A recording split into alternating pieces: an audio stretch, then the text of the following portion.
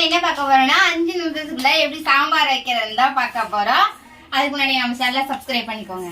இதை நான் எங்க வாங்கியிருக்கேன் அப்படின்னா சாய் ஃப்ரெஷ் மில்லட்ல தான் வாங்கியிருக்கேன். இது வந்து இன்ஸ்டன்ட் சாம்பார் மிக்ஸ் பவுடர். இது எப்படி பண்ணலான்றத பார்க்கலாம். உங்களுக்கும் வேணும்னா உங்களுக்கு வேணும் அப்படின்னா டிஸ்கிரிப்ஷன்ல கான்டாக்ட் நம்பர் இருக்கு, கான்டாக்ட் பண்ணி நீங்க வாங்கிக்கலாம். 100% ஹோம் மேடு. ஓகே, நம்ம இப்போ பண்ணிடலாமா? அப்போ ஓபன் பண்ணிடலாம்.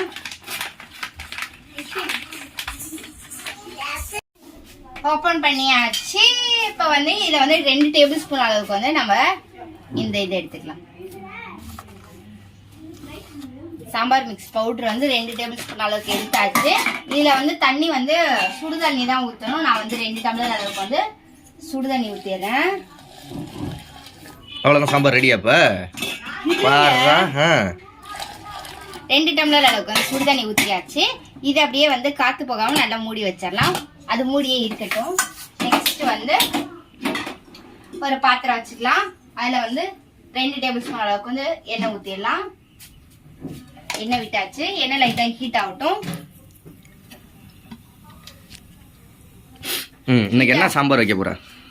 இதுல வந்து 2 வகையான சாம்பார் இருக்கு. அவங்க கிட்ட வந்து டிஃபன் சாம்பாரும் இருக்கு, சாப்பாடு சாம்பாரும் இருக்கு. நம்ம இப்ப வைக்கிறது வந்து சாப்பாடு சாம்பார். உங்களுக்கு எது வேணுமோ அது நீங்க கண்டிப்பா அவங்கள்ட்ட வாங்கிக்கலாம். இட்லி சாம்பார், இட்லி சாம்பார் இருக்கு, சாப்பாடு சாம்பார் இருக்கு. சரி, ஓகே. 1/2 ஸ்பூன் அளவுக்கு வந்து கடுகும் 1/2 ஸ்பூன் அளவுக்கு வந்து ஜீரகமும் 2ம் போட்டுடலாம். 2 போட்டுட்டு ஒரு கொத்து கருவேப்பிலை, ஒரு 2 வரமிளகாய் கிள்ளி வச்சிருக்கேன், அதை சேர்த்துக்கலாம். ஒரு வெங்காயம் பொடியா கட் பண்ணி வச்சிருக்கேன், அதையும் சேர்த்துக்கலாம்.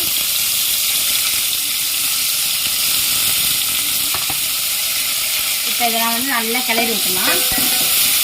அடுத்ததை வந்து தக்காளி சேர்த்துக்கலாம்.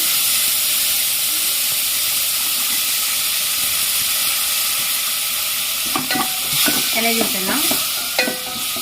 நம்மளோட காய்கறி வந்து நான் இன்னைக்கு எல்லா காய்கறியுமே இதுல வந்து சேர்த்துக்கலாம். நான் வந்து இவர் காய்கறி வந்து கத்திரிக்காய் வந்து அலர்ஜி, அதனால முருங்கைக்காயும் வாழைக்காயும் எடுத்திருக்கேன். நீங்க எந்த காய் வேணாலும் எடுத்துக்கலாம்.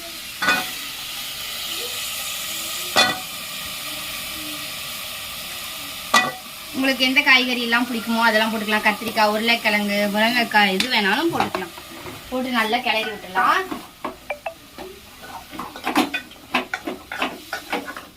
இதுல வந்து உப்பு சேர்த்துக்கலாம். நான் வந்து 1 ஸ்பூன் அளவுக்கு வந்து உப்பு எடுத்திருக்கேன். பத்தலைன்னா அப்புறமா சேர்த்துக்கலாம். இதுல நீங்க வந்து புளியெல்லாம் கரைச்சி ஊற்றணுன்ற அவசியம்லாம் எல்லாமே அதுலயே இருக்கு. தண்ணி ஊற்றிக்கலாம்.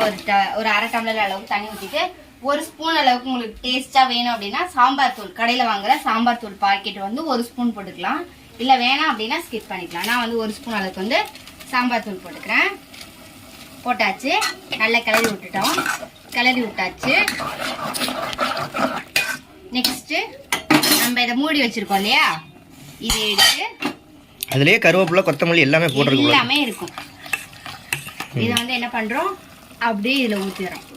அவ்வளவுதான். 5 நிமிஷத்துக்குள்ள நம்ம சாம்பார் ரெடி ஆயிடுச்சு. கொதிச்சு வரணுமா?